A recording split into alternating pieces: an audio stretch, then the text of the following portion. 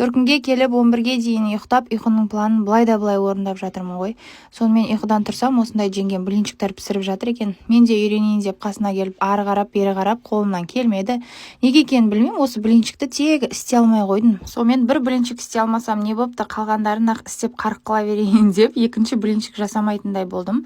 Сонымен жеңгем екеуміз осылай ойнап күліп магазинге барып қайтайын дедік. Екеуміз магазинге барсақ, қолымызға ілінген затты алып құтырып кетеміз ғой. Сонымен барлық керек затымызды алып үйге қарай ұштық.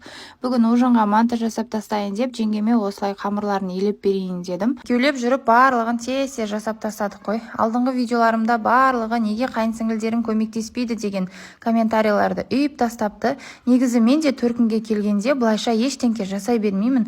Әр кезде осындай қиын тамақ болған кезде көмектескенім болмаса, мамам да жеңгем де өздері ақ ештеңке жасатпайды. Сонымен жеңгем екеуміз тез тамақтарды дайындап тастадық. Ол уақытта мамам уже бүкіл үйлерді сыпырып, ыдыстарға дейін жуып тастаған ғой. Сонымен тамағымыз пісіп, осылайынан күштеп жеп алдық, ал бізге ас болсын.